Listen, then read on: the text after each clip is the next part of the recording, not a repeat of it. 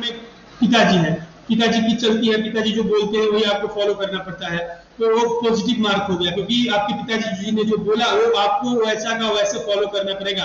अगर आप फॉलो नहीं करेंगे तो आपको घर से निकाल भी दिया जा सकता है, संपत्ति से भी बेदखल किया जा सकता है। तो पिताजी का जो मार्क है वो क्या है, पॉजिटिव मार्क है, उसको आपको फॉलो करना पड़ेगा। और निगेटिव मार्क क्या हुआ, मम्मी का जो है एक तरह से कह सकते हैं ज्यादातर घरों में ये होता है।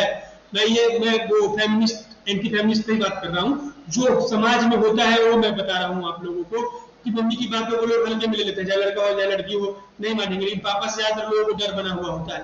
तो ये कह सकते हैं कि पापा का मार्क पॉजिटिव मार्क है और मम्मी का मार्क निगेटिव मार्क है। लेकिन कहीं कहीं ऐसा भी होता है कि पापा का मार्क निगेटिव मार्क हो जाता है, पापा से ऊपर मम्मी का होता है, पापा मम्मी से पूछ के डिसीजन लेते हैं, तो वहां पर पापा का जो मार्क हो जाएगा वो निगेटिव मार्क हो जाएगा और मम्मी का मार्क हो जाएगा पॉजिटिव मार्क।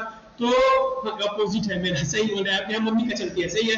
तो यही सब, जिसकी ऑथोरिटी होगी, सॉवरेनिटी होगी, उसके ऊपर कोई नहीं होगा, उसी को हम लोग पॉजिटिव मार्क कहेंगे। और किसी के ऊपर कोई नहीं है तो पॉजिटिव मार्क, उसके नीचे कोई है तो तब वो उसके नीचे कोई है तो निगेटिव मार्क है। उदाहरण के तौर पे इंडिया में ईस्ट इंडिया कंपनी थी तो निगेटिव मार्क था, क्योंकि वो सब कुछ अपने मन मर्जी से नहीं कर सकता था, उसको भी रोकने टोकने वाला कोई था, है ना। तो अब समझ में आ गया आप लोगों को पॉजिटिव मार्क और निगेटिव मार्क के बाद। आगे आते हैं हम लोग दूरी पे आते हैं, तो आप लोगों को अभी मैं अपलोड देख लेता हूँ, मैं हुआ है नहीं हुआ है। मैंने वीडियो अपलोड में लगा दिया था, तो आप लोगों को मैं वीडियो प्रोवाइड करा दूंगा जॉन ऑस्टिन का, वो वीडियो देखिएगा। मैं तो घमंड नहीं कर रहा हूँ, भगवान का आशीर्वाद है कि जो भी हुआ है सब भगवान का आशीर्वाद और लोगों के सपोर्ट से, लोगों ने अच्छे से सपोर्ट किया है क्लास में। उतना अच्छा से आप पूरे यूट्यूब खंगाल जाइएगा, आपको ऑस्टिन की थ्योरी नहीं देखने को मिलेगी, लेकिन उस वीडियो को आप देख लीजिएगा, मैं गारंटी देता हूँ। उस वीडियो को आपने देख लिया और नोट्स बना लिया तो आप 5-6 पन्ने से कम एग्जाम में लिख के आ ही नहीं सकते हैं, आप, ये मैं गारंटी देता हूँ। लेकिन आपको उस वीडियो को ध्यान से देखना होगा और उसमें से नोट्स बनाना होगा और नोट्स को रिवाइज करके एग्जाम्स में जाना होगा। समझ में आ रहा है ना आप लोगों को? जो लोग क्लास कर लिए हैं वो लोग भी रिवाइज करके उसको देख सकते हैं, तो कोई दिक्कत नहीं है। जरूरी नहीं है कि जो लोग क्लास में नहीं थे उनको नहीं मिलेगा, सबको लिंक मिलेगा, तो सभी लोग देख सकते हैं, ठीक है। तो जॉन ऑस्टिन को मैंने सबसे अच्छे से पढ़ा था, क्योंकि मुझे सबसे पहले वही मिले थे और सब पहला कुछ भी होता है तो लोग उसको अच्छे से समझते हैं। तो मैंने जॉन ऑस्टिन को अच्छे से समझा था और मुझे लगता है कि शायद मैं अच्छे से समझा भी पाया हूँ। जो लोग लाइव में रहे होंगे वो बताएंगे चैट में लिख के भी। साहिल जी शायद ऑफिस में है, सुष्मिता ऑफिस बोल रहे हैं, और सॉरी लाइब्रेरी में है, तो वो बोल नहीं सकते हैं और बाकी लोग भी बता सकते हैं। तो क्या आप लोग को जॉन ऑस्टिन से समझ में आ गया है? सुष्मिता जी, साहिल जी, आप लोग थे ना उस वक्त लाइव में? हेलो साहिल जी, आपको समझ में आ गया जॉन ऑस्टिन? हाँ जी साहिल जी, साहिल राजपूत जी का, सुष्मिता जी का है, हाँ समझ में आ गया। हाँ, तो यही है कि जिसको देखिए सीखने की भूख होगी तो वो कहीं से भी सीख लेगा, जिसको नहीं सीखने की भूख होगी वो कहीं से नहीं सीख पाएगा। सही है कि आप लोग सीखने के लिए यहाँ पे आए हैं और मैं गारंटी देता हूँ कि आपका टाइम बर्बाद नहीं जाएगा, कुछ आप अलग प्रकार से जूरिस्प्रूडेंस को सीख के जाएंगे और आपके लाइफ में ये बहुत बड़ा चेंज लाएगा। आज का क्लास कितने देर तक चलेगा ये मैं नहीं बता सकता, लेकिन हाँ मैं इतना बता सकता हूँ कि जूरिस्प्रूडेंस का डर आज आप लोगों के अंदर से खत्म हो जाएगा और जूरिस्प्रूडेंस के पेपर में आपका पेन नहीं रुकेगा। ये जूरिस से डर तो लगता ही था। हाँ, तो आप चिंता न करें, आज से आप लोगों का जूरिस्प्रूडेंस का डर खत्म हो जाएगा। जूरिस्प्रूडेंस में आपके एग्जाम्स में पेन नहीं रुकेगा, आप लिखते जाएंगे। और आप जिनको वो डाउट वगैरह पूछना है, मेरा व्हाट्सएप नंबर है, इसका टेक्स्ट करके डाउट पूछ सकते हैं। और वीडियो का लिंक अगर देख रहा हूँ मैं, अभी क्रिएट हो गया होगा तो यही डाल देता हूँ, तो आप लोग वो भी लिंक बाद में देखिएगा, अभी क्लास लाइव कर लीजिएगा। और जिनको नहीं मिलेगा वो लोग बाद में मुझे व्हाट्सएप पे भी टेक्स्ट कर सकते हैं। मेरा व्हाट्सएप नंबर है 904467676272, उस पर आप टेक्स्ट कर सकते हैं, मैं भेज दूंगा, ठीक है। और मैंने चैट बॉक्स में भी लिख दिया है, वहां से भी आप लोग देख सकते हैं। हाँ, एक बार और रिपीट कर देते हैं फोन नंबर। 9044768272 टेक्स्ट कर लीजिएगा आप लोग। और मैं देख लेना, मोस्ट वेलकम। मैं भी देख ले रहा हूँ कि वो अपलोड हुआ है नहीं हुआ है, और हो गया होगा तो मैं यहाँ भी लिंक डाल देता हूँ। और वैसे व्हाट्सएप पे भी आप लोग टेक्स्ट करिएगा तो मैं आपको भेज दूंगा, ठीक है। क्योंकि मुझे यूट्यूब पर सब्सक्राइबर और वो नहीं, फॉलोअर नहीं चाहिए, तो वो सोच के मैं बनाता ही नहीं हूँ वीडियो। मैं बनाता हूँ लोगों का फायदा होना चाहिए और लोगों तक अच्छा जाना चाहिए, नहीं तो मैं बहुत सारा टैग लगा देता। आप लोग टैग एक्सप्लोर लगा के चेक करिएगा, मेरे में कोई टैग नहीं मिलेगा आपको इस वीडियो में जो मैंने भी पढ़ाया है। और तभी अच्छा आप पढ़ा सकते हैं जब आपके अंदर ये ईमानदारी हो कि नहीं जो मुझे आता है मैं 100% लोगों तक पहुंचाने का कोशिश करूंगा। और वो ईमानदारी लोग कब दिखाते हैं, जब उनको पैसा मिलता है तब ज्यादातर लोग। लेकिन मैंने ये सोचा है कि चलो लोगों के अंदर से डर खत्म होना चाहिए। मेरा गारंटी है यूट्यूब पे ऑस्टिन को इतने अच्छे से समझाने वाला फ्री में कोई नहीं होगा।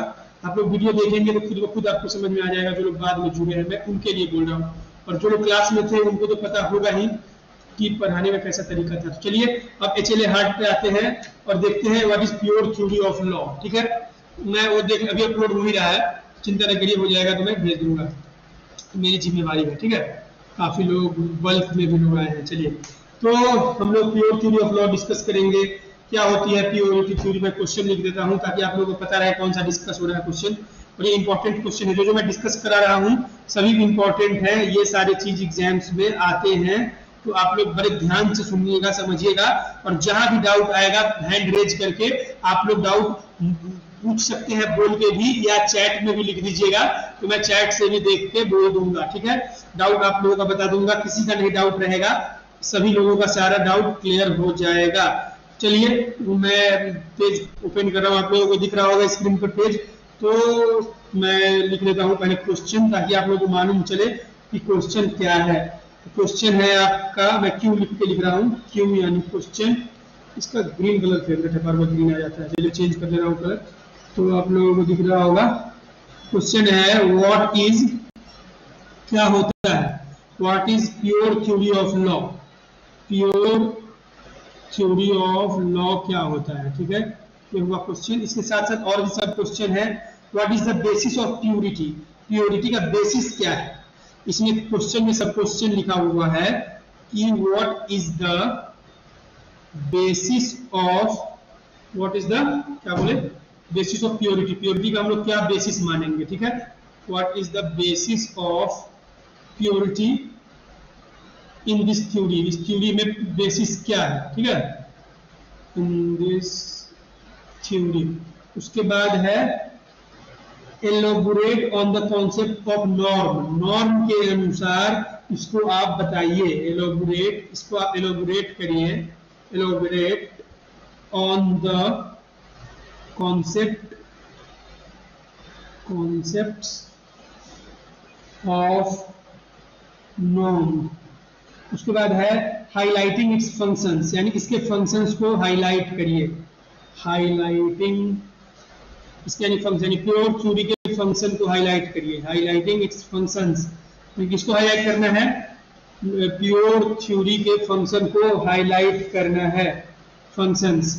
और क्या करना है? इसकी वैलिडिटी के बारे में बताना है, validity and spheres of validity, और उसके वैलिडिटी के क्या क्या स्फीयर्स हो सकते हैं उसको बताना है। स्फीयर्स ऑफ वैलिडिटी, आप लोग हैंड राइटिंग दिख रहा है ना? स्फीयर्स ऑफ वैलिडिटी, और इसका रिलेशन एंड यानी किसका? प्योर थ्योरी का रिलेशन, एंड इट्स, इसका relation to effectiveness of norm, and it's relationship of effectiveness of norm. Norm के अनुसार कैसे ये इफेक्टिव है नॉर्म के अनुसार, वो भी बताने के लिए कह रहा है। इफेक्टिवनेस ऑफ नॉर्म, ये PYQ जो क्वेश्चन है जो मैं लिख रहा हूँ, आप लोगों ने अगर PYQ देखा होगा तो आपको मालूम होगा। और इसमें लिखना है एलोबोरेट, इसको एलोबोरेट करिए। एलोबोरेट ऑन डिफरेंट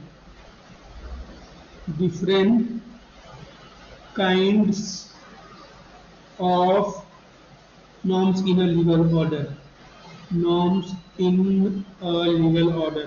ये इतना लंबा चौड़ा क्वेश्चन है, बहुत सारे लोग क्वेश्चन देख के घबरा जाएंगे कि ये क्या पूछ दिया है ना। तो कुछ भारी नहीं है, बहुत आसान है। ठीक है, लिंक मांग रहे हैं लोग यूट्यूब वीडियो का, रुक जाइए मैं देख ले रहा हूँ, अपलोड हो गया होगा तो मैं दे दे रहा हूँ। तो ये क्वेश्चन सभी लोगों ने नोट कर लिया, क्योंकि मैं कभी मिटा दे सकता हूँ, है ना। ये हमेशा बोर्ड पे नहीं लिखा रहेगा, मुझे और भी चीजें लिखना है, मिटा सकता हूँ या हटा सकता हूँ। इसीलिए एक बार पहले आप लोग क्वेश्चन को नोट कर लीजिए, तब तक मैं यूट्यूब पहले देख लेता हूँ। मैं आपको 1 मिनट का टाइम देता हूँ, आप लोग सभी लोग अपने अपने पेज पे नोट कर लीजिए। ठीक है,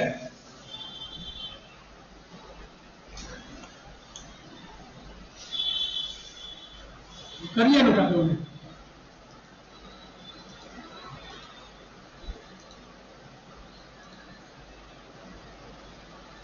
हो जाए तो आप लोग चैट में लिख के बता दीजिएगा या बोल दीजिएगा ताकि मैं समझ जाऊं कि हाँ हो चुका है।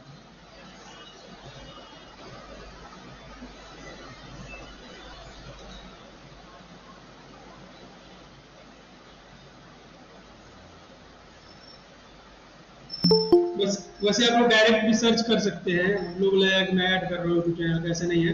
लॉ मेंटर संतोष करके चैनल है, उस पर आप लोगों को दिख जाएगा। वैसे मैं अपलोड लिंक दे देता हूँ, लॉ मेंटर संतोष डालेंगे तो मेरा ही चैनल आएगा, इस नाम से और दूसरा कोई चैनल नहीं बचा हुआ बना हुआ है यूट्यूब पे, तो आपको मेरा ही चैनल मिलेगा, लॉ मेंटर संतोष।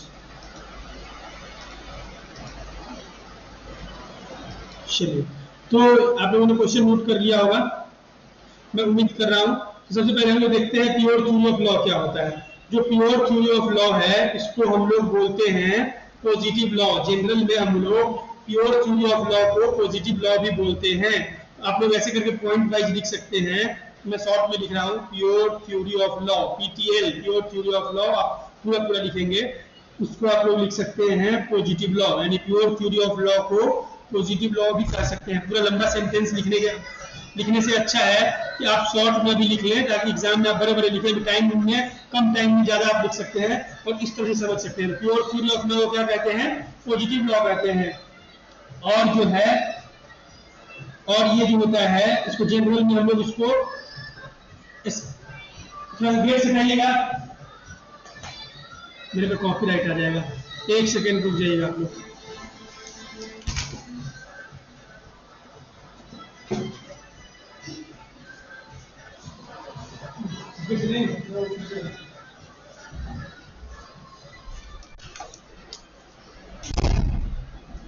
हमारे लोग गाना बजा रहे हैं, यूट्यूब पे डालेंगे तो कॉपीराइट आ जाएगा, तो यूट्यूब वीडियो स्ट्राइक हट भी सकता है, इसकी वजह से मैंने अपडेट उनको करा दिया है लोग। तो हाँ, तो मैं बता रहा था पॉजिटिव लॉ कहा जाता है किसको? PTL को, यानी प्योर थ्योरी ऑफ लॉ को, प्योर थ्योरी ऑफ लॉ को पॉजिटिव लॉ कहा जाता है, ठीक है। तो उसके बाद प्योर थ्योरी ऑफ लॉ जो है वो एक पॉजिटिव लॉ है। इन जनरल ये कोई स्पेसिफिक लीगल ऑर्डर नहीं है, हम लोग जनरली इसको क्या कह सकते हैं? इन जनरल में हम लोग उसको कोई स्पेसिफिक लीगल ऑर्डर नहीं कर सकते हैं, तो ये स्पेसिफिक लीगल ऑर्डर नहीं है, ठीक है। It is not specific legal order. मैं जो पॉइंट है मैं वर्ड में लिखते चलूंगा ताकि आप लोग नोट कर सके। ये स्पेसिफिक लीगल ऑर्डर नहीं है, ये एक प्रकार का थ्योरी है। क्या इनका जो प्योर थ्योरी ऑफ लॉ है एक प्रकार का थ्योरी है जो बताता है कि हम लोग जान सके, ये हम लोग जान सके एक्सक्लूसिवली जान सके, यानी अच्छे से जान सके। नहीं होता एक्सक्लूसिव, सिर्फ और सिर्फ यही मिलेगा आज तक एक्सक्लूसिव, एक्सक्लूसिव मतलब सिर्फ और सिर्फ वही मिलेगा, उसका मतलब एक्सक्लूसिव। तो ये जो है एक्सक्लूसिवली बनाया गया है इस पर्पस से ताकि हम लोग जान सके, इस पर्पस से बनाया गया है ताकि हम लोग जान सके कि क्या है, उसको बताने, उसके ऑब्जेक्ट के बारे में, जिस चीज को भी हम लोग बता रहे हैं उस लॉ के बारे में, उस लॉ के ऑब्जेक्ट को, तो लॉ क्यों बनाया गया है उसके ऑब्जेक्ट को ये डिस्क्राइब करता है, ठीक है। एक्सक्लूसिवली ये लॉ बनाया जाता है प्योर थ्योरी ऑफ लॉ, ताकि हम लोग, इसका पर्पस यही है कि ये क्या कर सके? डिस्क्राइब कर सके। क्या डिस्क्राइब कर सके? उस लॉ के ऑब्जेक्ट को डिस्क्राइब कर सके कि उसका जो लॉ का ऑब्जेक्ट है वो क्या है, और उसका जो मेन मकसद है वो क्या कर सके? आंसर दे सके, जवाब दे सके, उसका आंसर दे सके कि लॉ जो है वो क्या होना चाहिए। What and how the law is, law क्या है और लॉ कैसा है। What and how the law is, positive law का ये मेन फैक्टर है कि पॉजिटिव लॉ में ये बताने का प्रयास किया गया है कि लॉ क्या है, what the law and how the law is. What and how जो है वो एक साथ लिखा हुआ है, यानी दोनों के लिए आ रहा है कि what the law is and how the law is, यानी लॉ क्या होना चाहिए और लॉ कैसा होना चाहिए। ये प्योर थ्योरी ऑफ लॉ का समझाने का प्रयास है। And not how ought it to be, इसमें यह बताने का प्रयास नहीं है लॉ कैसा हो सकता है, ये नहीं बताने का प्रयास किया गया है। ऑट टू बी ये नहीं बताया गया है, it is not been told, it has not been told, इसमें ये नहीं बताया गया है, ठीक है। इसमें ये नहीं बताया गया है, it has not been told कि how law ought to be. ये प्योर थ्योरी ऑफ लॉ में कतई नहीं बताया गया है कि क्लास के एंड में सुनवाना गाना भाई। चलिए ठीक है, तो कॉपीराइट आ जाएगा तो मैं वो बंद करके सुना दूंगा, ठीक है, इसको सुनना होगा, रुक जाइएगा। हाँ, तो मैं बोल रहा हूँ कि आप लोगों को यहाँ पे समझ में आ गया, जो प्योर थ्योरी ऑफ लॉ है एक पॉजिटिव लॉ है, और एक प्रकार का ये जो लॉ है वो कोई स्पेसिफिक लीगल ऑर्डर नहीं है, किसी को कोई स्पेसिफिक कोई ऑर्डर नहीं दिया जा रहा है, तो एक प्रकार के इन जनरल में इसको हम लोग कह सकते हैं कि ये एक्सक्लूसिव लॉ इसलिए बनाया जाता है ताकि हम लॉ के ऑब्जेक्ट को जान सके कि हाँ ये लॉ जो है वो लॉ क्या होना चाहिए, लॉ का ऑब्जेक्ट क्या होना चाहिए, किस आधार पे हम लोग लॉ बनाएंगे, लॉ क्या होगा, क्यों बनाएंगे, क्या होगा, उसका law and how the law is, law कैसा होना चाहिए, लॉ कैसा होना चाहिए, ये बताने का प्रयास है प्योर थ्योरी ऑफ लॉ का, ना कि लॉ कैसा होना, मतलब कि लॉ कैसा हो सकता है। मतलब उदाहरण के तौर पे मैं बता दूं कि हाउ द लॉ, यानी लॉ जो है वो लोगों को सर्व करना चाहिए, लोगों को हेल्प करना चाहिए, ये नहीं होना चाहिए कि वो लॉ के बारे में हम लोग पर्सपेक्टिव बना ले, लॉ के बारे में डिसाइड कर ले, ये सारी चीजें नहीं होनी चाहिए। ऑट टू बी कि लॉ के बारे में कोई आए और अपना राय विचार दे के चला जाए, वो ऑट टू बी कहने का सेंस नहीं है, बस लॉ क्या होना चाहिए और कैसे होना चाहिए, बस यही मकसद है प्योर थ्योरी ऑफ लॉ का, ठीक है। लोगों का पर्सपेक्टिव नहीं जानना है, सिर्फ और सिर्फ लॉ क्या होना चाहिए और कैसे होना चाहिए, इसी को ध्यान में रख के बनाना है। उदाहरण के तौर पे लॉ क्या होना चाहिए, जैसे कि अगर एलजीबीटी का बात हो रहा है तो लॉ क्या होना चाहिए, एलजीबीटी को मैरिज राइट देना चाहिए, कैसे होना चाहिए, तो एलजीबीटी को हम लोगों को राइट कैसे देंगे, तो एलजीबीटी को हम लोग चाहें तो राइट दे सकते हैं कि वो मंदिर में जाकर शादी कर ले, उनके लिए हिंदू मैरिज एक्ट में ऐड हो जाए, बस इतना ही काम है pure of theory of law का, कि वो बता दे कि कैसे होगा और क्या होगा, बस इसके अलावा कुछ नहीं, कैसे होगा और क्या होगा यही काम है इसका, ठीक है। आप लोग क्लियर है यहाँ तक, ये बताइए, यहाँ तक कोई डाउट थ्योरी ऑफ लॉ में आप लोगों को बताइए।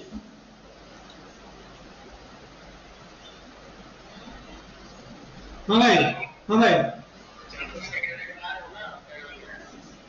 देखते हैं, एग्जाम का तैयारी चल रहा है, देखते टाइम मिलेगा तो आएंगे।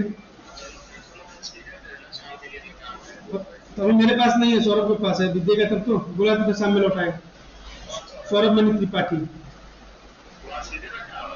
कल ले गया था रात को, ठीक है, कल चाहिए ना, ठीक है, आज इनको बोलना सामने लौटा देगा, बोल तो रहा था सामने आएगा, तो आज भर रहने दो भाई, कल ले लेना। हाँ हाँ आज का, ठीक है, जो बोलना मेरे पास पहुंचा दे, कॉल कर देना एक बार, हाँ त्रिपाठी को।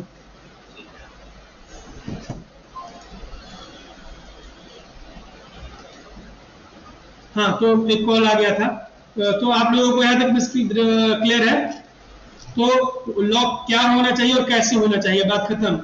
ऑट टू बी से कोई लेना देना नहीं है कि लॉ ऐसा होगा तो ऐसा हो जाएगा वैसा हो जाएगा, बस यही करना है, ठीक है, डाउट नहीं आप लोगों को, यही प्योर थ्योरी ऑफ लॉ का है। उसके बाद हम आगे चलते हैं कि प्योर थ्योरी ऑफ लॉ किसने दिया था, तो हैंस कैल्सन ने दिया था, हैंस कैल्सन, एक इन्होंने दिया था ना, तो Hans Kelsen, it was propounded by Hans Kelsen, तो हैंस कैल्सन के द्वारा जो है प्योर थ्योरी ऑफ लॉ दिया गया था, PTL pure theory of law किसके द्वारा दिया गया था, ये हैंस कैल्सन जी के द्वारा दिया गया था। तो हैंस कैल्सन जी एक कौन थे, ये ऑस्ट्रिया के जूरिस्ट थे, ये सब भी आप लिख देंगे ना एग्जाम में तो आपको नंबर मिलेंगे, क्योंकि उनको लगेगा कि नहीं ये जो बंदा है या बंदी है वो पढ़ के आया है। तो ये कहाँ के थे, ऑस्ट्रियन, यानी ऑस्ट्रिया एक देश है जिसकी राजधानी है वीना, वहां के ये क्या है, जूरिस्ट है हैंस कैल्सन। तो हैंस कैल्सन जो थे उन्होंने प्योर थ्योरी ऑफ लॉ दिया है, उन्होंने प्योर थ्योरी ऑफ लॉ के बारे में बताया है कि जो लॉ है वो इसलिए बनाया जाना चाहिए ताकि ये जो भी खराबी है, जो because it only describes the law and attempts to eliminate from the object of this description everything is not strictly law, यानी जो भी चीजें बताई गई हैं, सभी चीजें, इतनी सारी चीजें हैं, तो सभी चीजों को हम लोग लॉ नहीं मान लेंगे, तो जो लॉ होगा इनके अनुसार, कैल्सन के अनुसार प्योर थ्योरी में ये बताने का प्रयास कर रहे हैं कि लॉ जो होगा वो अटेम्प्ट करेगा, लॉ का जो काम होगा वो अटेम्प्ट करना, क्या अटेम्प्ट करना, ताकि वो इलिमिनेट कर सके यानी छांट सके, बाहर निकाल सके, ठीक है, इलिमिनेट कर सके, क्या कर सके, इलिमिनेट कर सके चीजों को, कहाँ चला गया, तो वो इलिमिनेट करने का उनका थॉट प्रोसेस है, इलिमिनेट कर सके ऑब्जेक्ट, कि क्या किस ऑब्जेक्ट के लिए हमको बनाना है, उस ऑब्जेक्ट को। सभी चीजों पर तो लॉ नहीं बनता है, किसी किसी चीजों पर बनता है, जो मोस्ट इंपॉर्टेंट चीज होता है। सब चीज पे लॉ बनाने लगेंगे तो बहुत मोटा ग्रंथ हो जाएगा, लोगों के लिए समझना, पढ़ना और पढ़ाना बहुत मुश्किल हो जाएगा। इसीलिए प्योर थ्योरी में इनका कहना है कि लॉ का क्या है, लॉ का प्रयास है कि वो अटेम्प्ट करे। अटेम्प्ट इसलिए करे ताकि वो इलिमिनेट कर सके किस ऑब्जेक्ट पर हमको लॉ बनाना है, किस ऑब्जेक्ट पर हमको लॉ बनाना है, इसके लिए अटेम्प्ट कर सके। जो मोस्ट इंपॉर्टेंट ऑब्जेक्ट होगा उसी पर लॉ बनेगा। इस इलिमिनेट करने का काम है कि वो इलिमिनेट कर ले ऑब्जेक्ट का कि किस चीज पर हमको बनाना है, और उसके बारे में वो जो भी डिस्क्रिप्शन हो, जो भी डिस्क्रिप्शन हो उसके बारे में वो बताना चाहते हैं, डिस्क्राइब करना चाहते हैं, उसके बारे में वो डिस्क्राइब कर दें, डिस्क्रिप्शन दे दे कि हाँ उसके बारे में डिस्क्रिप्शन। डिस्क्रिप्शन में क्या लिखेंगे कि लॉ क्या है, व्हाट एंड हाउ, मतलब लॉ क्या है और लॉ कैसे होना चाहिए, ये लिखेंगे ना डिस्क्रिप्शन में। तो लॉ के बाद उसमें एलिमिनेट कर लें ऑब्जेक्ट, और ऑब्जेक्ट से वो डिस्क्राइब करें कि लॉ क्या होना चाहिए और कैसे होना चाहिए। तो यही बताने का इसका प्रयास है। और इसमें ये नहीं बताना है कि हम लोग हर एक चीज पर लॉ बना देंगे। हर एक चीज पर अगर लॉ बनाएंगे तो ये बहुत खतरनाक हो सकता है, क्योंकि सब लोग पागल हो जाएंगे पढ़ते पढ़ते। कुछ चीजें कॉमन सेंस से भी समझ लेनी चाहिए। तो ये इनका बताने का प्रयास था प्योर थ्योरी ऑफ लॉ में, मोटा मोटी। तो इसका मतलब यही है, तो इसका मतलब यही है इनका कि जो भी है, तो ये इसका एम है कि ये जो लॉ बनाए, वो जो लॉ हो वो साइंस के लॉ से, तो साइंटिफिक लॉ है। इनका लॉ कैसा होना चाहिए, इनका लॉ ऐसा होना चाहिए, पॉइंट वाइज भी आप एग्जाम में चाहें तो लिख सकते हैं। तो इनका लॉ ऐसा होना चाहिए, केल्सन जी का प्योर थ्योरी ऑफ लॉ, जो साइंस के परे हो, साइंस से इसका लेना देना ना हो, और ये साइंस से, साइंस के लॉ से क्या हो, साइंस के लॉ से फ्री हो, और इसको लोग आसानी से समझ सके, सबके लिए इजीली एक्सेसिबल हो, कि लोग इसको अच्छे से एक्सेस कर सके, समझ सके, तभी वो प्योर थ्योरी ऑफ लॉ कहला पाएगा। और इसमें कोई नो एलियन एलिमेंट, कोई भी बाहरी खतरनाक बिना काम का, बिना मतलब का चीज, नो एलियन एलिमेंट, कोई एलियन एलिमेंट इसमें नहीं मिलना चाहिए जिससे लोगों को समझने बूझने में दिक्कत आ जाए। तो यहां तक क्लियर है आप लोगों का? तो केल्सन ने क्लेम किया है, ठीक है, केल्सन ने अपने थ्योरी में क्लेम किया है। यहां तक कोई दिक्कत है तो बताइए आप लोग। हेलो, क्लियर है यहां तक में? हाँ सर, ये जो साइंस ऑफ लॉ आपने बताया सर, ये इसको मतलब डिस्क्राइब करता है कि ये साइंस ऑफ लॉ को नहीं फॉलो करता है, साइंस ऑफ लॉ को फॉलो नहीं करता है। अगर साइंटिफिक होगा तो बहुत सारे लोग नहीं समझ पाएंगे। उदाहरण के तौर पे कोई बोल देगा कुछ ऐसा टर्म जो लोगों को समझ में नहीं आएगा। इसके वजह से इनके कहने का मतलब था कि साइंटिफिक नहीं होना चाहिए, ये नॉर्मल होना चाहिए ताकि लोग इसको आसानी से समझ सके। इसीलिए लॉ में साइंस से दूरी बनी होनी चाहिए, इनके कहने का मतलब था, तभी वो लॉ प्योर हो पाएगा। नहीं तो साइंटिफिक टर्म आ जाएंगे तो लोग उसको अच्छे से समझ नहीं पाएंगे। ये इनका कहना था। समझ में आ रहा है कि नहीं आ रहा है? अब आते हैं आगे। तो केल्सन ने अपने थ्योरी में क्लेम किया था कि इसको हम लोग, केल्सन, मैं पेज भी चेंज कर सकता हूँ, चेंज कर देता हूँ ताकि यहाँ पर वो हौच पौच हो रहा है। तो यहाँ तक में आप लोगों को दिक्कत है तो बताइए, किसी को कुछ भी। जो लोग बाद में जुड़े हैं वो लोग चिंता न करें, रिकॉर्डिंग अवेलेबल हो जाएगी, आप लोग देख लीजिएगा, मिल जाएगा आप लोगों को। तो यहाँ जहाँ से आप जुड़े हैं, जब से जुड़े हैं तब से अच्छा, तो जहाँ से जुड़े हैं वहीं से कंटिन्यू कर लीजिए, डाउट आए तो पूछ लीजिए। तो अब हम लोग देख रहे थे जो विल्हेम केल्सन थे जिन्होंने प्योर थ्योरी ऑफ लॉ दिया है। तो केल्सन ने क्या किया है, केल्सन ने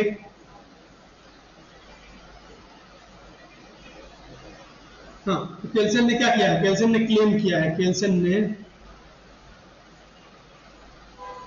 ने मतलब इसको मोटा बना देता। केल्सन ने क्या किया है, केल्सन ने क्लेम किया, दिख रहा है आप लोगों को अच्छे से?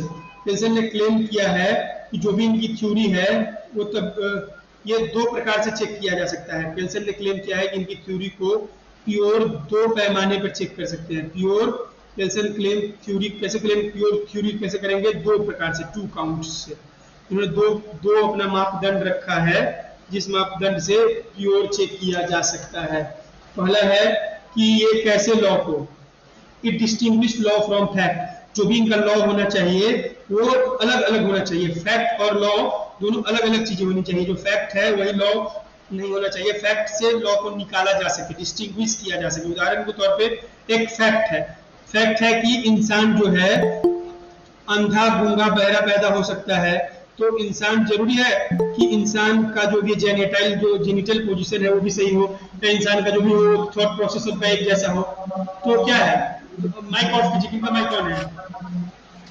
हेलो हेलो, किन्हीं का माइक ऑन था? हाँ, तो जो भी फैक्ट है, तो जो फैक्ट क्या है कि इंसान जो है अंधा गूंगा बहरा पैदा हो सकता है। तो उसमें ये भी हो सकता है कि जो लोग LGBT हो सकते हैं, लेस्बियन, गे, बाइसेक्सुअल, ट्रांसजेंडर, क्वीर वगैरह हो सकते हैं।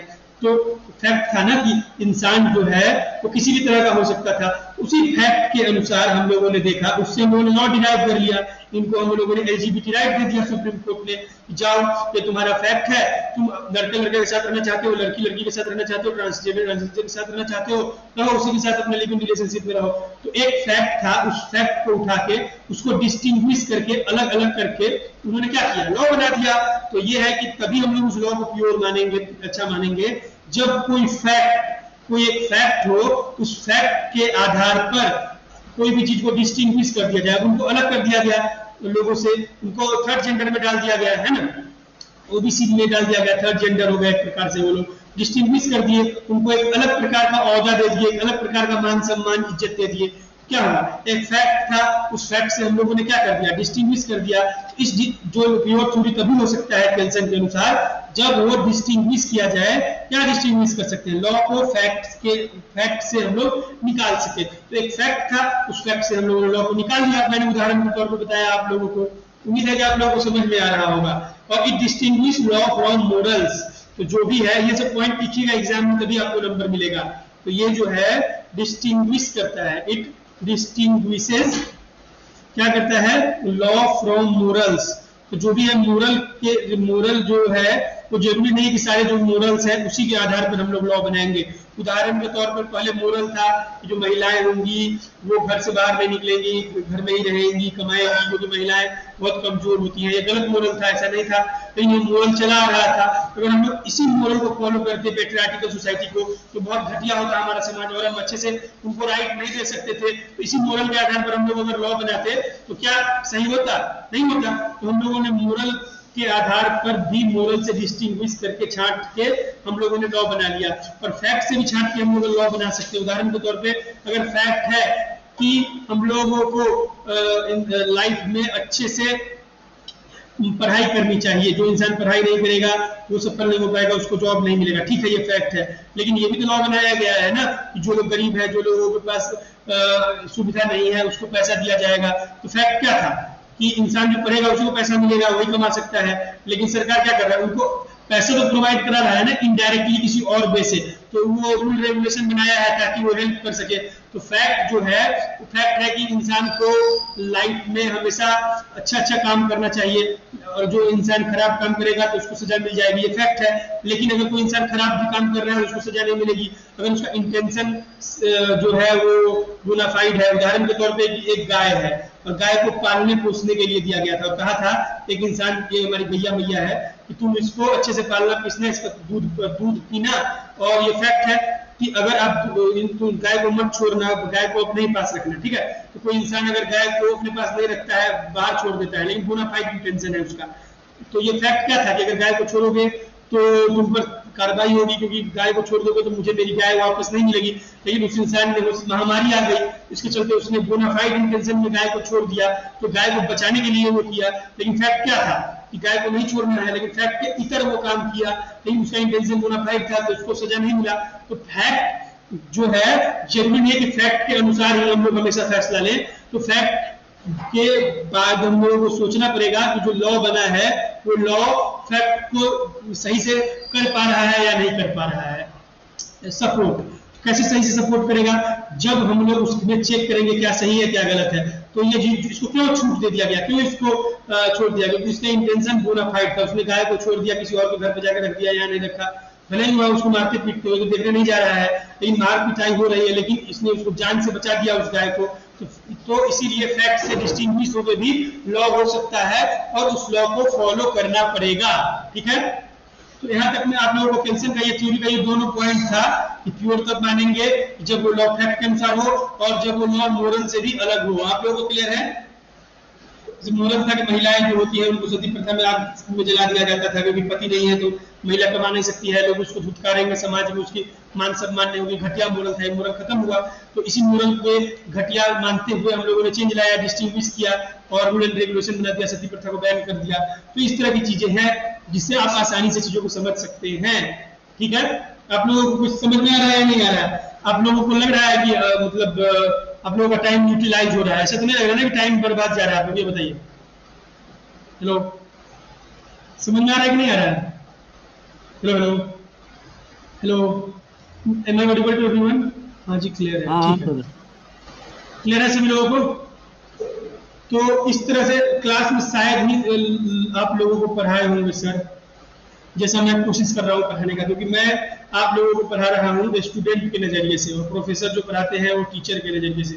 वो सोचते हैं कि मुझे इस तरह से समझ में आ रहा है तो बच्चों को भी समझ में आ जाएगा। और जो टीचर होते हैं, बहुत सारे टीचर जो क्लास में पढ़ाते हैं, वो किसी की सुनते नहीं है, बस समझते हैं कि हम ही आ गए, हिटलर है, मेरी ही चलेगी, जो हम बोलेंगे वही सुनना पड़ेगा और समझना पड़ेगा, ऐसा होता है ना। इसकी वजह से लोग डर की वजह से पूछ नहीं पाते हैं। और बहुत सारे टीचर जो होते हैं पढ़ाते हैं, कोई चैप्टर घुस जाते हैं किसी और चैप्टर में, सबको मिक्स बना के खिचड़ी बना देते हैं, जिसके वजह से समझ में नहीं आता है। और बहुत सारे जो टीचर होते हैं वो बेसिक चीज बताना भूल जाते हैं या उसको रियल लाइफ से रिलेट करके नहीं बताते हैं, इसलिए समझ में नहीं आता है। तो मैं जो आप लोगों को बता रहा हूँ सारी चीजें, वो रियल लाइफ से रिलेट करके बता रहा हूँ, इसीलिए उम्मीद कर रहा हूँ कि सभी लोगों को सभी कुछ समझ में आ रही होगी। इसीलिए आप लोग इतने लंबे समय तक बने हुए हैं और सीख रहे हैं, और आपको उम्मीद है कि सभी लोगों को एग्जाम जूरिस्प्रूडेंस का काफी बेहतर जाएगा। ठीक है, और हम आते हैं अगला चीज जो देखते हैं। तो केल्सन ने क्या कहा है? According to Kelsen, law is a normative science and it is not a natural science. तो साइंस का भी उन्होंने बंटवारा कर दिया है। इन्होंने कहा है कि केल्सन के अनुसार जो लॉ है वो क्या है? वो एक नॉर्मेटिव साइंस है, नेचुरल साइंस नहीं है। अब हम समझेंगे कि नॉर्मेटिव साइंस क्या होता है और नेचुरल साइंस क्या होता है। लॉ, ये सब आप एग्जाम में लिखना है पॉइंट वाइज करके कि law is a normative science and it is not natural science. तो ये नेचुरल साइंस नहीं है, ये क्या है? ये नॉर्मेटिव साइंस है। अब हमको समझना होगा कि नॉर्मेटिव साइंस क्या होता है और नेचुरल साइंस क्या होता है, तभी तो लोग एग्जाम में लिख पाएंगे। रट लेंगे तो भूल जाएंगे। एक हमारे गुरुजी थे, वो कहा करते थे कि रटंत विद्या कभी ना आए और चपंत भोजन कभी न खाए। एंड रटंत विद्या जो होता है, आप रट के जाएंगे तो एग्जाम में आप प्रेशराइज होकर बहुत सारी चीज भूल जाएंगे, लेकिन समझा हुआ चीज आपको हमेशा हमेशा के लिए याद होगा और आप उसको आसानी से एग्जाम में लिख सकते हैं, अगर आप दो चार बार रिवाइज उस चीजों को कर ले तो सबसे नॉर्मेटिव साइंस और नेचुरल साइंस को क्लियर करते हैं आप लोगों को। और किसी को कोई भी डाउट हो कभी भी हैंड रेज करके पूछ सकते हैं, मुझे कोई दिक्कत नहीं है बताने में, क्योंकि मेरा ये मानना है कि समझ में आना जरूरी है। ठीक है, और जो लोग बाद में आ रहा है, बहुत सारे लोग बाद में जुड़ रहे हैं, चिंता न करें, सभी रिकॉर्डिंग अवेलेबल है, आप लोगों को मिल जाएगा। अब जुड़े रहे, जितना सिखाया जा रहा है उतना सीख लें, और बाद का चीज आपको यूट्यूब चैनल का लिंक प्रोवाइड करा दिया जाएगा, इसलिए आप पहले समझे। अगर आपको लगता है कि समझ में आ रहा है तो आप लगातार रहे क्लास में और समझते रहे, और डाउट आए तो पूछते रहे, क्योंकि डाउट आ रहा है इसका मतलब कि आप दिमाग लगा रहे हैं, और डाउट नहीं आ रहा है इसका मतलब कि आप बस कहानी सुन रहे हैं। दो चीज में डाउट नहीं आ सकता, या तो पढ़ाने वाला बहुत अच्छा है तब डाउट नहीं आएगा, आपको सब कुछ एक ही बार में समझ में आ जाएगा, और दूसरा है कि जब आप दिमाग नहीं लगा रहे होंगे, बस रामायण और गीता महाभारत पुराण की कहानी की तरह सुन रहे होंगे, तब आपको समझ में नहीं आएगा। तो आपके ऊपर है कि आप किस तरह से समझ रहे हैं। समझिए, डाउट पूछिए, तभी सीख पाएंगे। ये कोई स्कूल कॉलेज नहीं है कि आपको डांट दिया जाएगा या आपकी बेइज्जती हो जाएगी या बहुत बड़ा नुकसान हो जाएगा। डाउट पूछने से आपका फायदा है, एक नुकसान नहीं है, सिर्फ और सिर्फ फायदा है, और बाकी लोगों का भी फायदा है कि बाकी लोगों के मन में वो क्वेश्चन नहीं आया होगा तो आपके थ्रू वो क्वेश्चन क्लियर हो जाएगा, और बाद में जो लोग यूट्यूब लाइव में देखेंगे उनका भी फायदा हो जाएगा, और सभी लोग अच्छे से एग्जाम में लिख पाएंगे, सबका भला होगा। क्योंकि दुनिया में इतने सारे लोग हैं, इतने सारे प्राणी हैं, जिसमें इंसान के पास ही बुद्धि है जो लोगों को समझा सकता है और लोगों की इमोशन को समझ सकता है। क्यों सिर्फ इंसान के पास है? क्योंकि इंसान कुछ अलग अपने माइंड को यूटिलाइज किया और वैसा अपने आप को बना लिया। तो अगर आप इंसान हैं तो मेरा मानना है कि हेल्प करते रहिए, क्योंकि कहा गया है कि आप हेल्प करेंगे तभी आपका ऊपर वाला हेल्प इनडायरेक्टली या डायरेक्टली जरूर करेंगे। इसीलिए मैं अपना कीमती समय आप लोगों को दे रहा हूं, और आप लोग भी अपना कीमती समय मुझे दे रहे हैं, जिससे हम लोग सीख रहे हैं और चीजों को एक दूसरे को सिखा रहे हैं।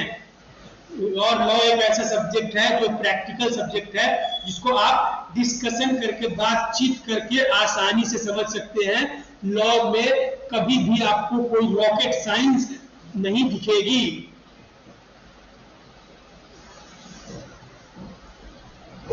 हाँ, तो अब आते हैं नॉर्मेटिव साइंस और नेचुरल साइंस। किसी को मालूम है नॉर्मेटिव साइंस और नेचुरल साइंस? तो चैट में लिख सकते हैं, नहीं तो माइक ऑन करके बोल सकते हैं।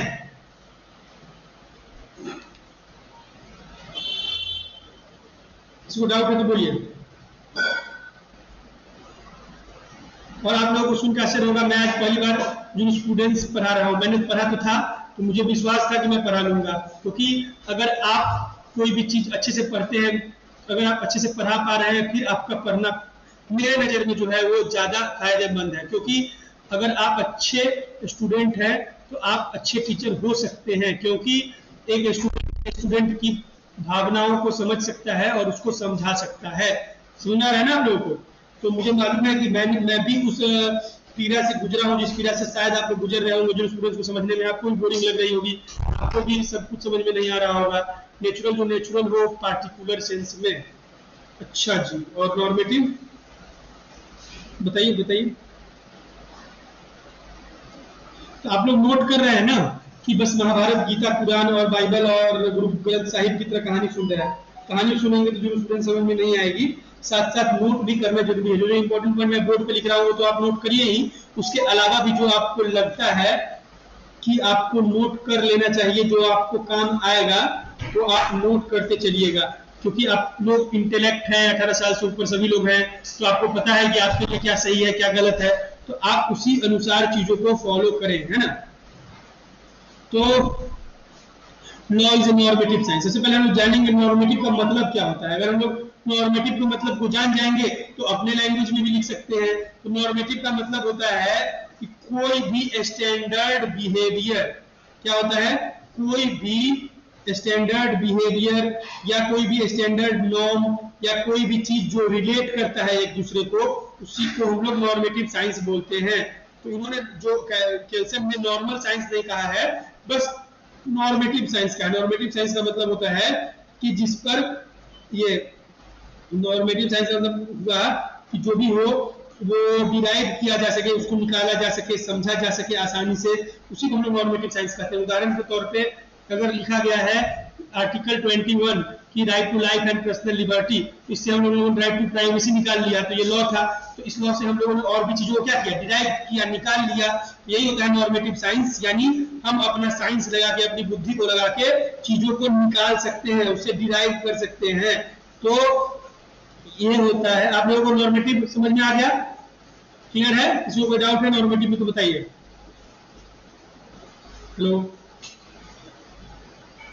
तो नॉर्मेटिव साइंस जो है वो ये इसलिए इम्प्लाई होता है ताकि हम लोग अच्छे से किसी भी इंफॉर्मेशन को दे सके, उसको अच्छे से डेवलप कर सके, चीजों को अच्छे से प्रेजेंट कर सके, अच्छे से इंटरप्रेट कर सके, उसको अच्छे से एज्यूम कर सके और उसको अच्छे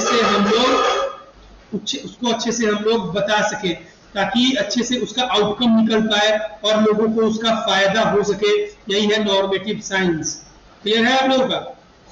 नॉर्मेटिव साइंस एक प्रकार का इंफॉर्मेशन है जो डेवलप किया जाता है ताकि अच्छे से प्रेजेंट किया जा सके, अच्छे से इंटरप्रेट किया जा सके, अच्छे से एज्यूम किया जा सके, अच्छे से लोगों को बताया जा सके, अच्छे से समझाया जा सके और उसमें से हम लोग चीजों को निकाल के इनडायरेक्टली इंटरप्रेट कर सके। इसी के लिए नॉर्मेटिव साइंस की वैल्यू दिया है। और इन्होंने कहा है कैल्सन ने प्योर थ्योरी ऑफ लॉ में, लॉ जो है एक प्रकार का नॉर्मेटिव साइंस है और इसको फॉलो करना है। ठीक है, ये कनेक्ट करने के लिए होता है, बिल्कुल सही कहा। एक दूसरे से कनेक्ट करने के लिए जो हेल्प करे उसी को नॉर्मेटिव साइंस कहते हैं। चीजों को एक दूसरे से कनेक्ट कराए। जैसे कि हम लोग अगर फैमिली लॉ पढ़ रहे हैं तो फैमिली लॉ में अगर बाइगेमी है तो हम लोग कनेक्ट कर रहे हैं ना आईपीसी से, तो यही हुआ कनेक्शन। जो कनेक्शन है, एक दूसरे से कनेक्शन जो करवाता है, उसी को हम लोग नॉर्मेटिव साइंस कहते हैं। एक सब्जेक्ट से हम लोग का क्या हुआ, दूसरे सब्जेक्ट में पहुंच गए और इसको हम लोगों ने कनेक्ट कर लिया। तो कनेक्ट कराने के लिए जो हमको हेल्प किया उसी को हम लोग बोलते हैं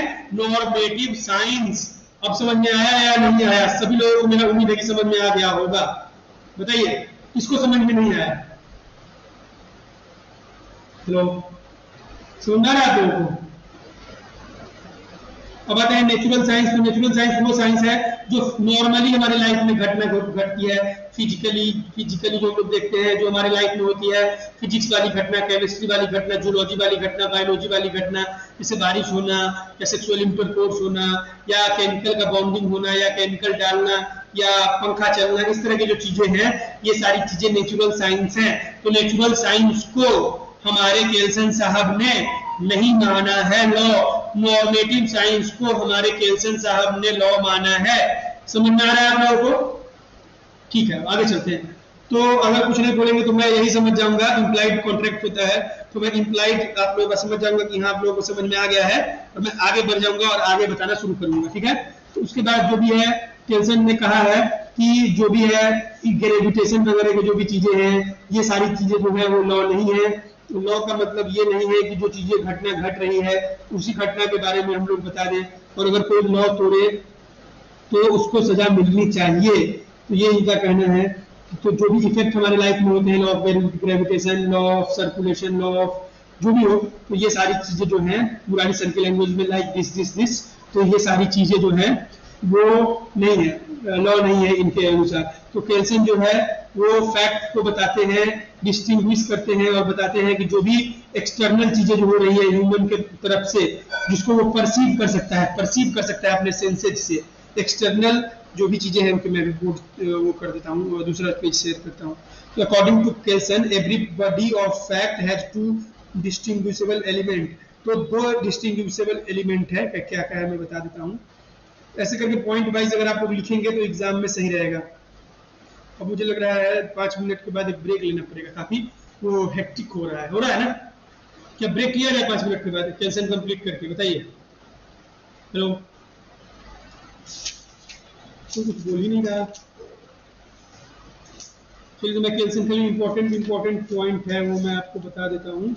उसके बाद हम लोग 5 मिनट का ब्रेक ले लेंगे, फिर कंटिन्यू करेंगे, क्योंकि माइंड को भी ब्रेक चाहिए, है ना? तो उसके बाद जो भी है ब्रेक ले लेना। हाँ, 5 मिनट के बाद ये खत्म कर देते हैं केल्सन। तो केल्सन के अनुसार जो भी फैक्ट है, हर एक फैक्ट को आप लोग सेम लिंक से फिर जुड़ जाइएगा, ठीक है? तो जी,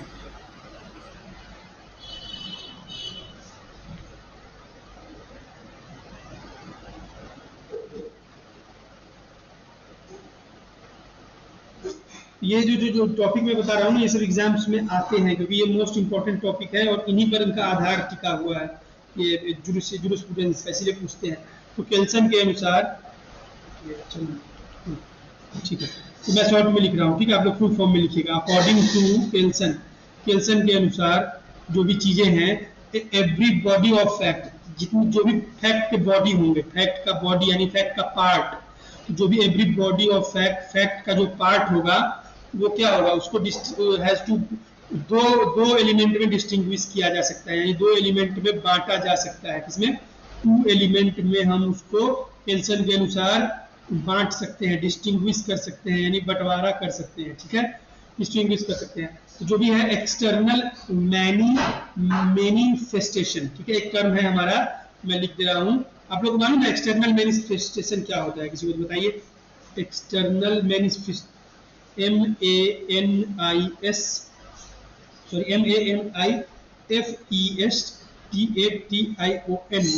ऑफ ह्यूमन, जो external manifestation of human conduct है वो फिजिकली एक्ट पर डिपेंड करेगा, ठीक है? मैं समझाता हूँ, उसको रुक जाइएगा आप लोग, फिर मैं लिख देता हूँ। ह्यूमन कंडक्ट है और फिजिकल एक्ट है, जो फिजिकल एक्ट किया जा रहा है, फिजिकल एक्ट है, उसको हम लोग क्या कर सकते हैं? Physical act that is perceived by our senses, जिसको हम लोग अपने सेंसेस से परसीव कर सकते हैं, समझ सकते हैं। हमारे 5 सेंस ऑफ ऑर्गन है, आपको मालूम होगा, उसी के बारे में बता रहा है। आंख, नाक, कान, हाथ, मुंह, ऐसा है ना, जीभ जो भी है। तो इस तरह से चीजें हैं, इस तरह से हम लोग उसको परसीव कर सकते हैं, यानी अपने अंदर ले सकते हैं। अब मैं समझा देता हूँ उस लाइन को, चिंता नहीं करिए आप लोग, पहले आप लोग नोट कर लीजिए जो लाइन लिखा हुआ है। ये सब लाइन आप एग्जाम में लिखेंगे तो नंबर आएगा। एक्सटर्नल जो मैनिफेस्टेशन ऑफ ह्यूमन कंडक्ट है और फिजिकल एक्ट है, उसको परसीव किया जा सकता है हमारे सेंसेस को। तो हम लोग देखते हैं एक्सटर्नल मैनिफेस्टेशन क्या होता है। कोई बताएगा? किसी ने पढ़ रखा हो बताइए।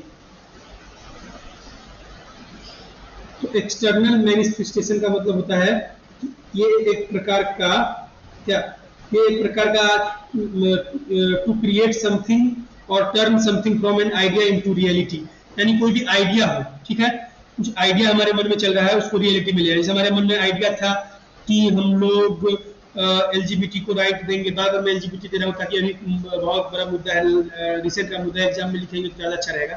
तो आइडिया था कि ये आइडिया कि उनको राइट मिलना चाहिए लिव इन रिलेशनशिप का, तो लिव इन रिलेशनशिप का मिल गया। और एक और आइडिया था कि उस आइडिया को शादी का अलाउ करना चाहिए था, लेकिन शादी का अलाउ नहीं हुआ। ये आइडिया क्या था, ये रियलिटी में चेंज नहीं हो पाया, तो ये मैनिफेस्टेशन नहीं हो पाया। एक्सटर्नल मैनिफेस्टेशन यही होता है कि जिसको हम लोग कोई भी चीज क्रिएट करें, कोई भी चीज बनाए और उसको चेंज करने के प्रयास करें, किसी भी चीज को टू क्रिएट समथिंग, कुछ बनाना, ये भी मैनिफेस्टेशन हो गया। या कुछ ऐसा बनाना जिसको हम लोग रियलिटी में ला सके, जैसे कि कोई भी फीलिंग है उस फीलिंग को हम लोग सही से कर सके। इंसान की फीलिंग क्या होती है, गर्मी लगती है, करे मुझे गर्मी लग रही है तो ठंडा मिल जाए, तो हम लोग क्या किए, इसको रियलिटी में लाने के लिए क्या कूलर बना दिए, ठंड लगने लगी।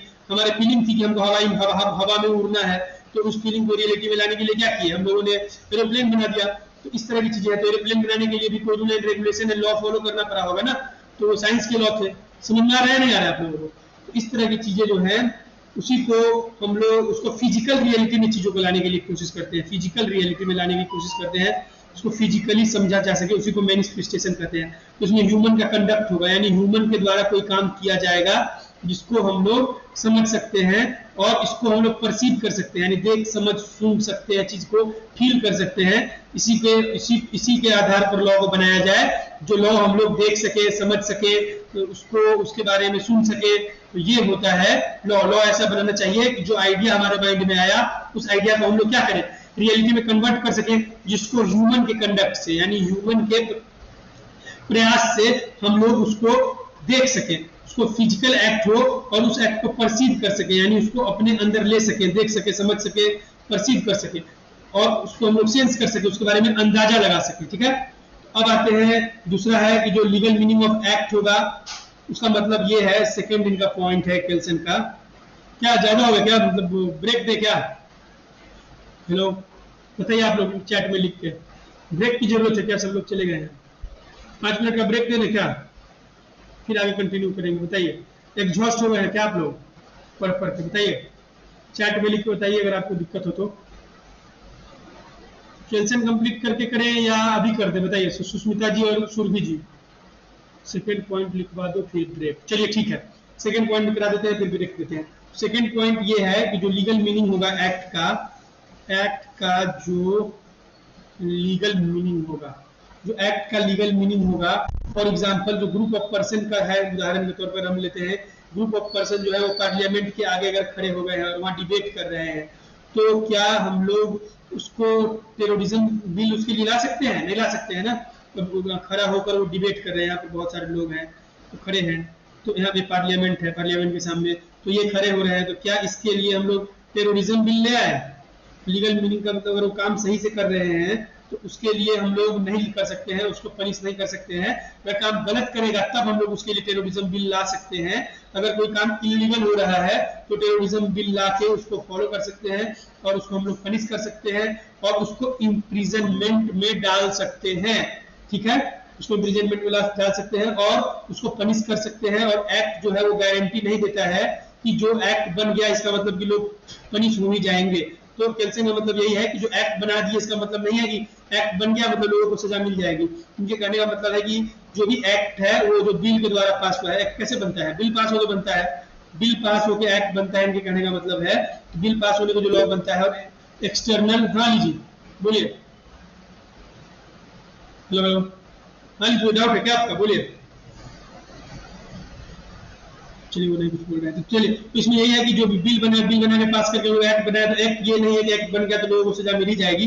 जो भी बिल पास होता है, बिल पास होकर लॉ इनैक्ट होता है, ये भी आप लिखिएगा, बिल पास होकर इनैक्ट होता है। और जो एक्सटर्नल फैक्ट है, जो एक्सटर्नल चीजें हैं जो रियलिटी में लाने के लिए इसको बाधित करती है, बोलती है कि हाँ इसको रियलिटी में लाना, जो हम लोगों ने ऊपर बताया था। तो जो इसका लीगल मीनिंग होगा, उसको स्टैट्यूट, उसको लॉ को पास करेगा कौन पास करेगा? स्टैट्यूट लॉ को पास करेगा और उसके बाद लॉ बनाया जाएगा। यही इसका सेकंड पॉइंट में था। तो मैं आपको फिर से बता देता हूँ सेकंड वाला। सेकंड का मतलब यही था कि एक्ट का मतलब ये होना चाहिए। लीगल मीनिंग ऑफ एक्ट बताया है केल्सन ने बताया कि लीगल मीनिंग ऑफ एक्ट का मतलब ये है कि अगर कोई भी पर्सन खड़ा हो जाता है, असेंबल हो जाता है बिल्डिंग के सामने पार्लियामेंट के, और वो कोई गलत काम करता है, डिबेट करता है, तो हम लोग एक डॉक्यूमेंट बना सकते हैं जिसको हम लोग टेररिज्म बिल कह सकते हैं। तो डॉक्यूमेंट बनाने के बाद जो भी एक्ट कमिट करेगा, गलत एक्ट, उसको टेररिज्म के लिए सजा सुना सकते हैं, इम्प्रिजनमेंट ऑफ लाइफ भी दे सकते हैं, और उसके बाद जो टेररिस्ट है उसको पनिश भी कर सकते हैं। और एक्ट जो बन गया, इसका मतलब ये नहीं कि एक्ट बन गया तो मतलब कि लोगों को सजा मिल ही जाएगी। तो एक्ट बना देना और सजा देना दोनों अलग अलग चीजें हैं। तो इसके अनुसार टाइम टू टाइम एक्ट को चेंज करने की जरूरत है। इनके कहने का मतलब यह है, तभी वो प्योर रह पाएगा, क्योंकि समय चेंज हो रहा है। जो हमारा सोसाइटी है वो स्टैग्नेंट नहीं है। स्टैग्नेंट का मतलब होता है स्थिर, जो है वो फ्लोइंग है, रिवर की तरफ बह रहा है, हमारा सोसाइटी फ्लो है। तो समय के अनुसार चेंज जरूरी है। इसके वजह से ये लॉ में चेंज होना जरूरी है, इसलिए एक्ट में चेंज समय के अनुसार जरूरी है। पहले के समय में जो चीजें थी, पहले के समय में लड़कियों को रेप के लिए लाइबल नहीं माना जाता था, लेकिन अब है लड़कियों को गैंग रेप के लिए लाइबल माना जाता है। अगर आप लोगों ने आईपीसी पढ़ा होगा तो आपको मालूम होगा। तो समय के अनुसार चीजें चेंज होती हैं और चेंज होनी चाहिए। यही कहना है कि एक्ट बना दिया गया तो एक्ट में लोग लूप होल निकाल सकते हैं, इसीलिए एक्ट के साथ साथ चेंजेज और उसमें अमेंडमेंट जरूरी है, ताकि लोगों को सजा मिल सके और लोग सही से रहें और अच्छे से समाज में लॉ एंड ऑर्डर मेंटेन करके चले। और जो भी बिल है वो पास किया जाता है, तो बिल लॉ के अनुसार इनेक्ट कर दिया जाता है। और जो भी बाहरी चीजें हैं, जो एक्सटर्नल फैक्ट है, उस फैक्ट को देखते हुए उस लॉ को अगर हम लोग रियलिटी में लाना चाहते हैं तो उसको हम लोगों को अच्छे से देखना पड़ेगा, समझना पड़ेगा, फिर जाके लॉ बनाना पड़ेगा। और जो भी लीगल मीनिंग है, जो भी लॉ बनाएगा, कौन बनाएगा? स्टैट्यूट बनाएगा। स्टैट्यूट जो कौन है? हमारे लेजिस्लेचर है। तो जो भी लीगल मीनिंग है स्टैट्यूट का, वो काम है लीगल मीनिंग। स्टैट्यूट कौन है? स्टैट्यूट जो है लेजिस्लेचर है, तो उनका क्या काम है? हमारे स्टैट्यूट का ये काम है कि हम लोग क्या करें, लॉ को बनाए, पास करें और लॉ को क्रिएट करें, ताकि लोगों का लाइफ आसान हो सके। तो यहाँ तक मैंने बता दिया टू। अब आगे 5 मिनट के ब्रेक के बाद कंटिन्यू करेंगे। अगर किसी को डाउट है तो पूछ लीजिए। सेकंड पॉइंट का एग्जांपल देना वापस। नहीं समझ में आया क्या? दोबारा बताएं। हेलो, सेकंड पॉइंट का एग्जांपल सुष्मिता जी आपको समझ में आ गया? अच्छा, आ गया। और किसी को कोई डाउट? सुरभि तोमर जी। और आप लोग इसी लिंक से 5 मिनट के बाद ज्वाइन हो जाइएगा। 6:30 हो रहा है। हम लोग अगला सेशन 6:35 में शुरू करेंगे, क्योंकि माइंड को थोड़ा रेस्ट चाहिए, क्योंकि mind is the restless bird. तो माइंड रेस्टलेस बर्ड है, तो इसको थोड़ा रेस्ट दीजिए, पानी वानी पी लीजिए, आंख वाख धो लीजिए। फिर हम लोग 5 मिनट के बाद इसी लिंक से ज्वाइन होते हैं। यहीं पे मिलते हैं आप लोगों से 5 मिनट के बाद, ठीक है? तो यही हम लोग क्लास को अभी के लिए थोड़ा देर के लिए डिले करते हैं और 5 मिनट के बाद फिर से शुरू करते हैं, ठीक है? सुष्मिता जी, आपको समझ में आ रहा है ना सारे पॉइंट? आप शुरू से मैंने शायद देखा है, आपको अभी तक सब समझ में आ गया ना? कोई दिक्कत तो नहीं है ना आपको? चैट करके बता दीजिए। हाँ, ठीक है। तो फिर आप 5 मिनट के बाद जुड़िए। अभी कितना टाइम हो गया? 6:31 हो गया। चलिए 6:36 में हम लोग इसी लिंक से जुड़ते हैं, फिर से आगे कंटिन्यू करेंगे हेंस कैल्सन के थ्योरी को और उसको कंप्लीट करेंगे, फिर अगले टॉपिक पे आएंगे, ठीक है?